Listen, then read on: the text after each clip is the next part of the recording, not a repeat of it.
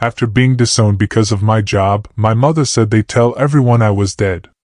But on the morning of my sister's wedding, my phone started ringing with their names on the screen.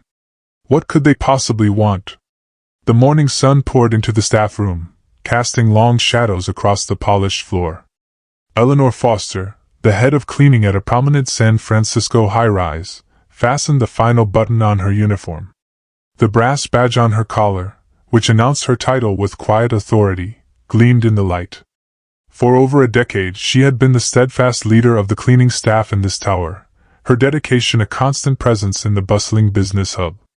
"Miss Eleanor, you're early again," her colleague Maria called out, her voice a cheerful counterpoint to the morning's quiet. Eleanor offered a warm smile. "We have special cleaning on the 26th floor today, the Hartwell Corporation's executive boardroom." As she spoke, her hands moved with practiced efficiency, checking her cart and distributing work lists to her team. Her staff, a group of dedicated individuals, held her in the highest regard, not only for her impeccable cleaning standards but also for her thoughtful and considerate leadership. Eleanor had been named an exemplary employee 3 times in the last 5 years, a testament to the deep trust she had earned from the building's tenants. "Thank you all for your hard work," she said, her voice filled with genuine appreciation, as she sent them off to their respective floors.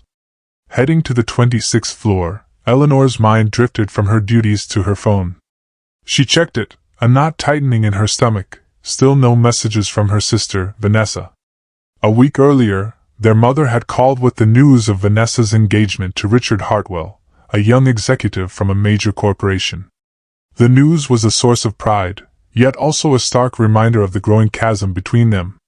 Vanessa, a success in the world of advertising, had seemed to drift farther away with each passing year. That evening, Eleanor found herself at her mother's house in a quiet suburban neighborhood. The home was filled with the echoes of her childhood, where her mother, Margaret, had raised 2 daughters alone after losing her husband.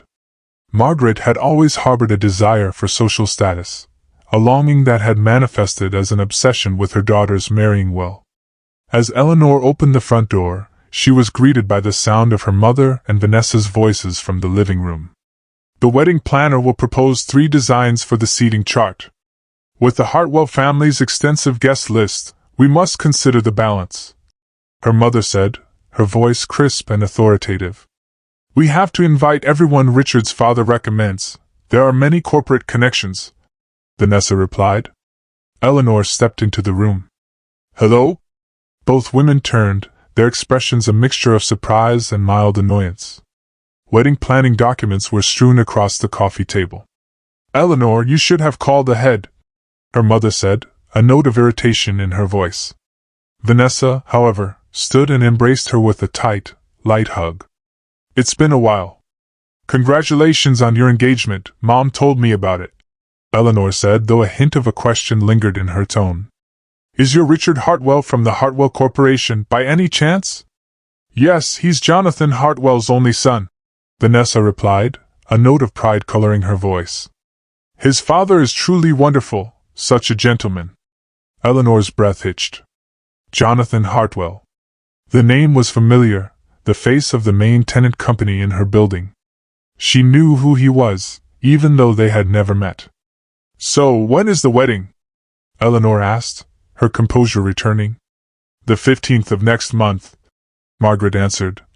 "We're already incredibly busy with preparations." A pause stretched between them.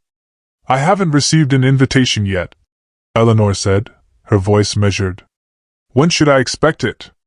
The atmosphere in the room shifted instantly. Vanessa and Margaret exchanged a nervous glance. "Well, Eleanor," Vanessa began, but her mother cut her off. "We're still considering the invitations." "Considering what?" Eleanor asked, her brow furrowed in confusion. "The Hartwell family is very prestigious," Margaret stated, her tone calm and steady. "In their circle, there are certain expectations." "Mom, what are you trying to say?"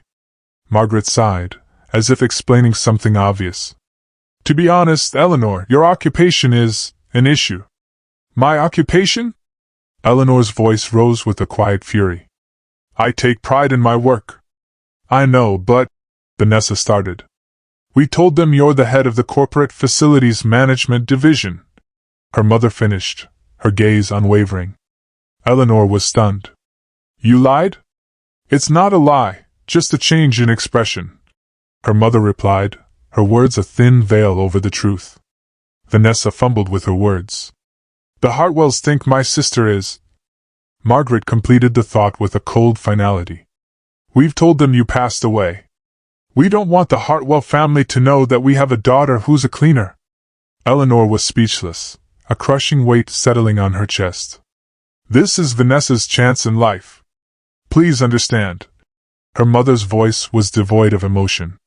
Slowly, Eleanor stood, a lump in her throat making it difficult to breathe. I understand, she said simply. As she turned to leave, she offered one last, cutting truth. I'm not ashamed of my job. What's shameful is a mother who denies her own daughter. She left the house, the words stinging her to her core, fighting back the tears that threatened to fall.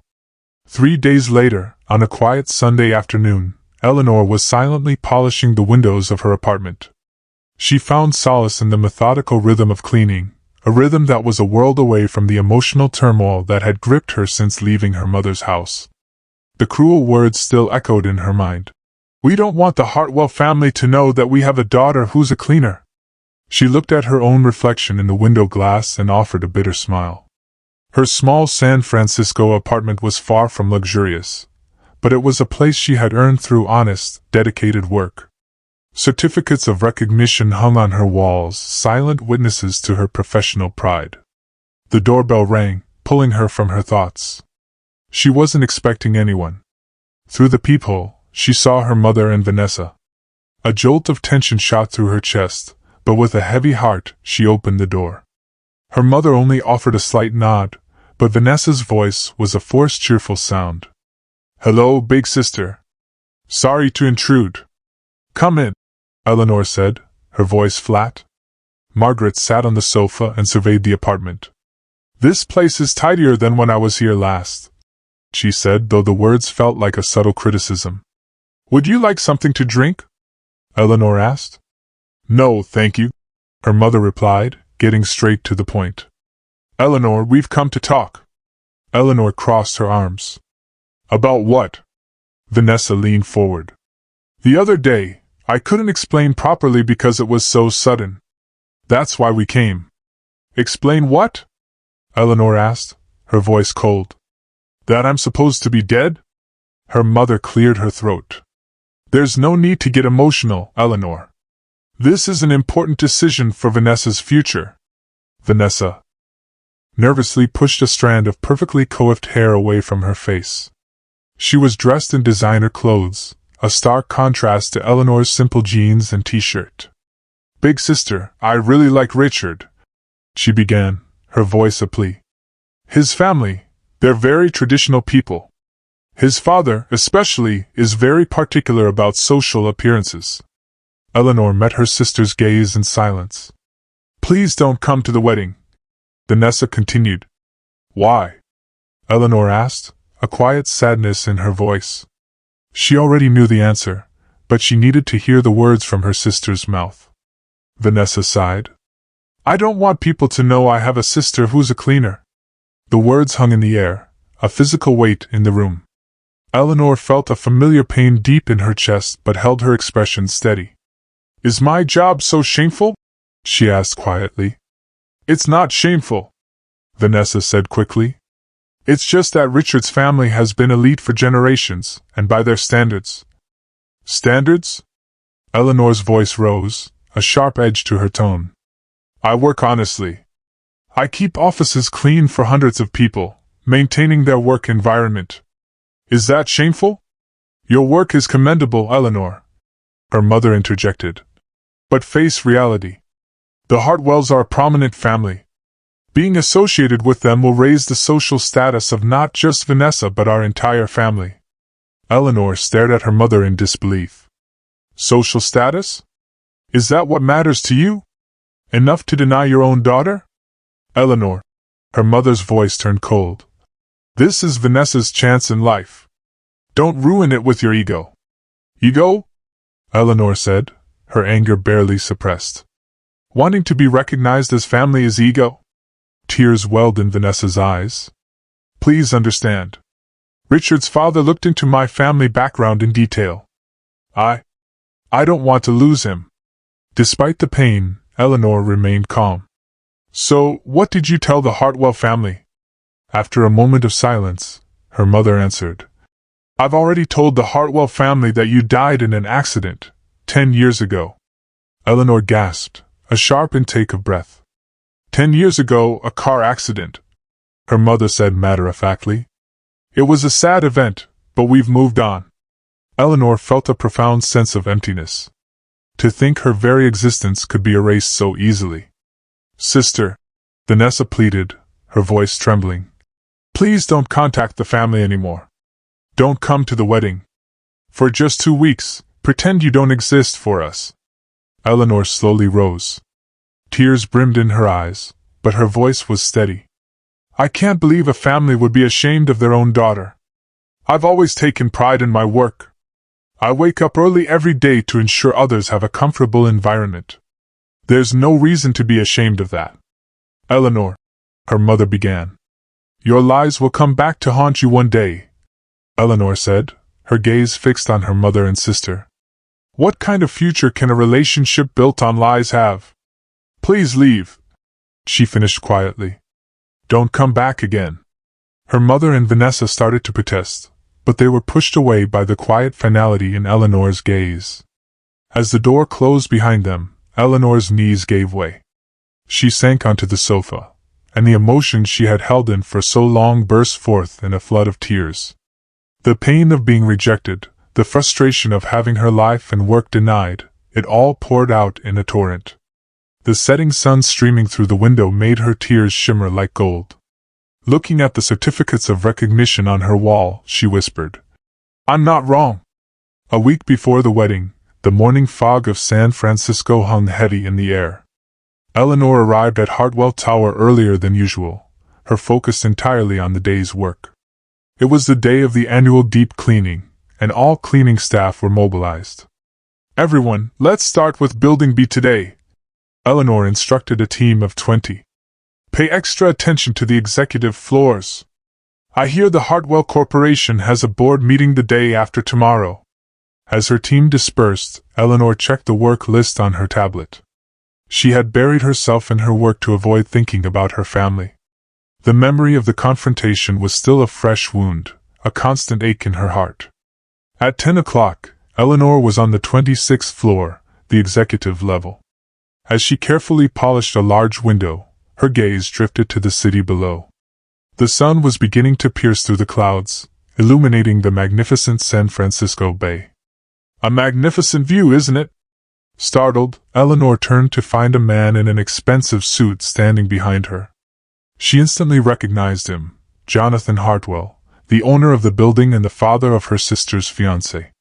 Mr. Hartwell, Eleanor said, bowing politely.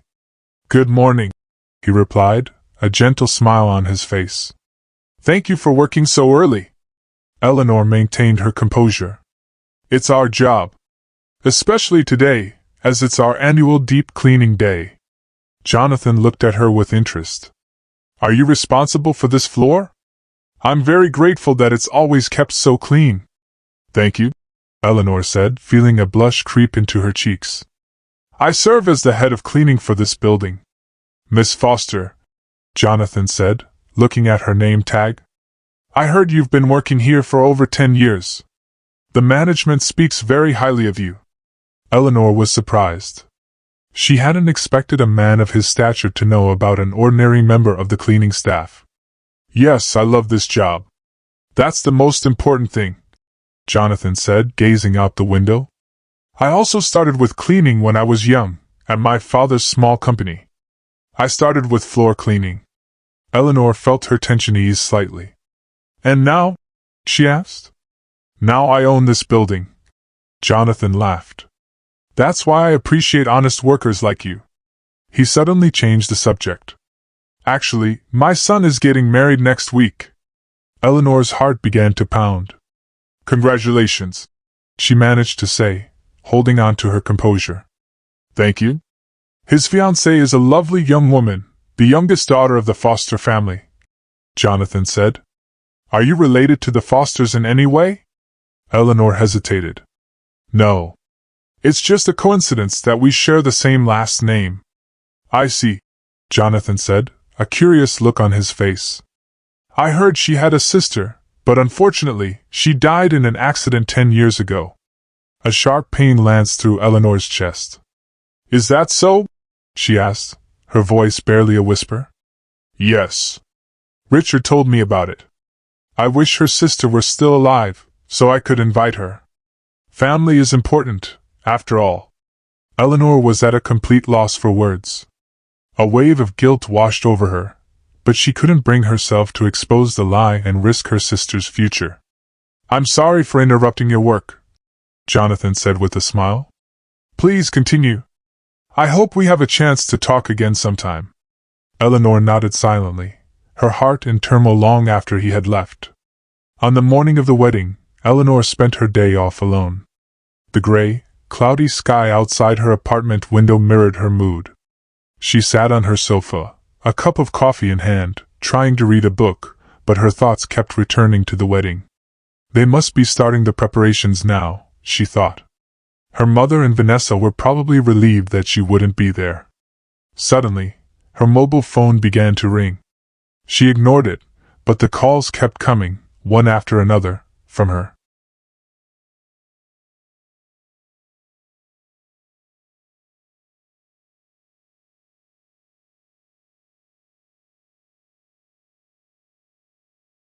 Sister, her mother, and even unknown numbers. A sense of unease crept into her. What's happening? The phone rang again, this time with Vanessa's name on the screen. Taking a deep breath, Eleanor answered. Eleanor! Vanessa's crying voice resonated through the line. Where are you? At home. What's wrong? Eleanor asked calmly. Please come to the wedding venue right now. Vanessa's voice was urgent. Everything is falling apart. Eleanor was confused. Why me? You're the ones who pretended I was dead. Richard's father, Vanessa cried. He knows about you. He says he met you at the company last week, and he is angry that we lied. He says he holds you in high regard. Richard is furious too. The wedding might be cancelled. Eleanor's mind raced back to her conversation with Jonathan. Perhaps he had sensed something then. Please, Eleanor, Vanessa begged through her tears. Help me. You're my sister. Eleanor gave a sardonic smile. Until just now, I was your deceased sister. I'm sorry. Vanessa's voice trembled. I'm truly sorry. I was wrong. I need you now.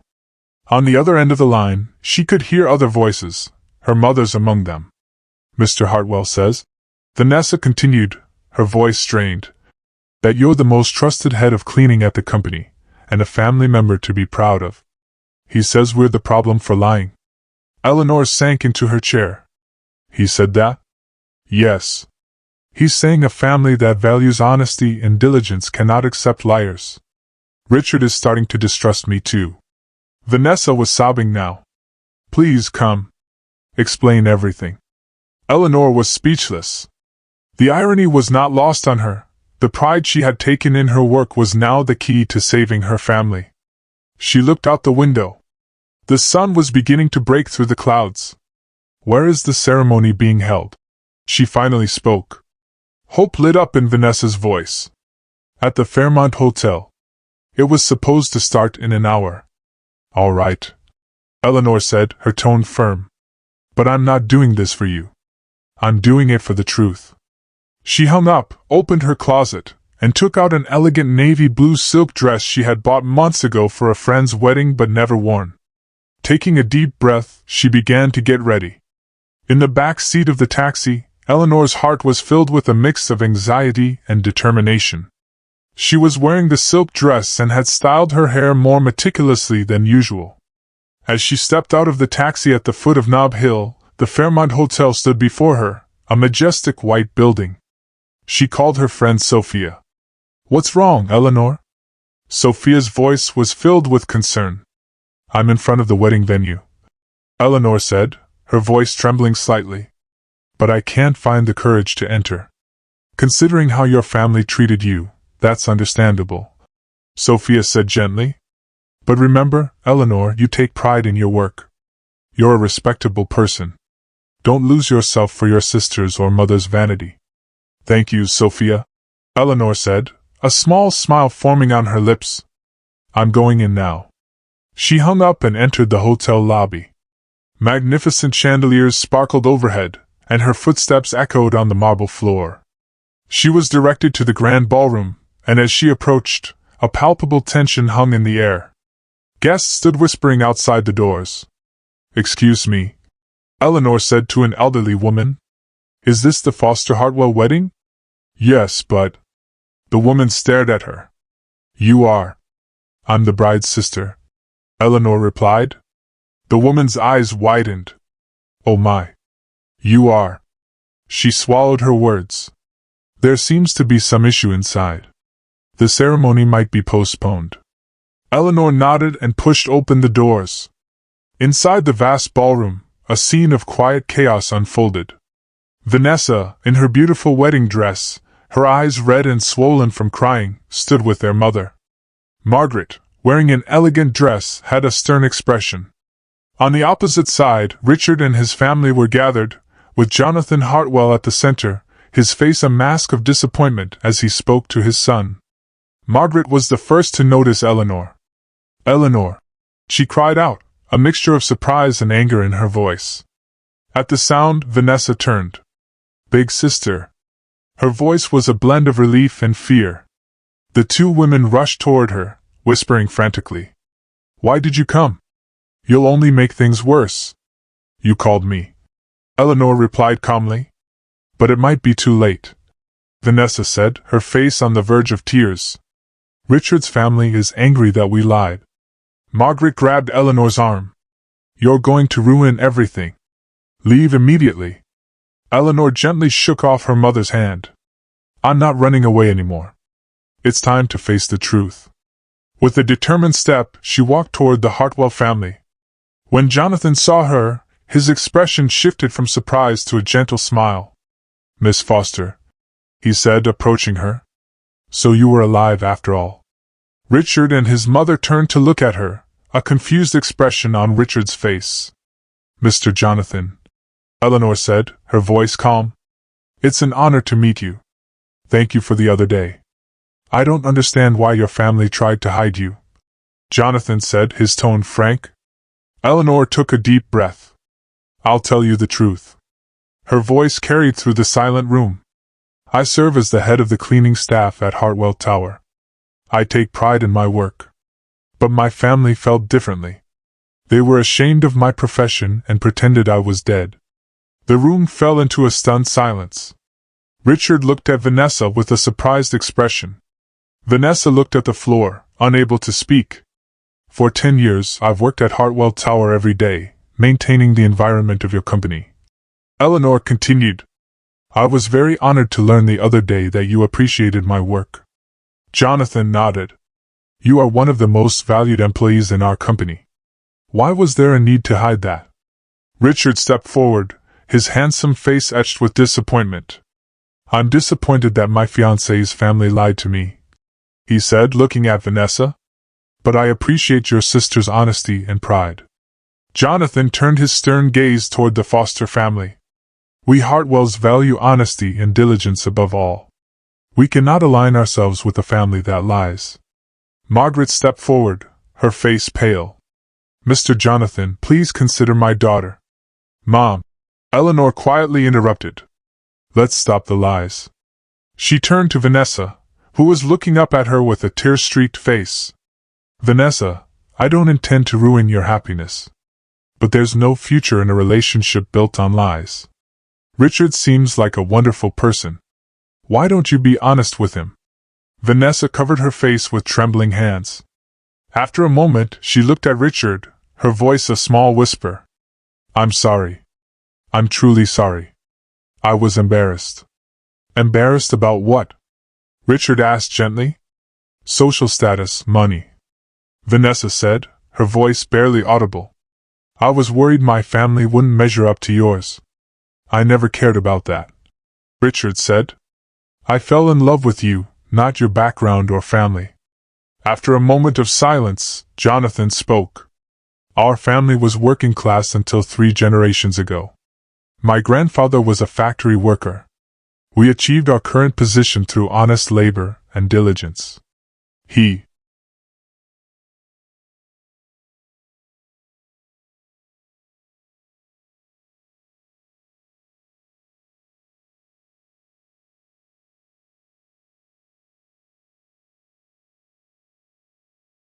turned to Eleanor. It's proud workers like you whom I respect. Margaret finally raised her face, and for the first time, Eleanor saw a hint of shame in her eyes. I was wrong, she choked out.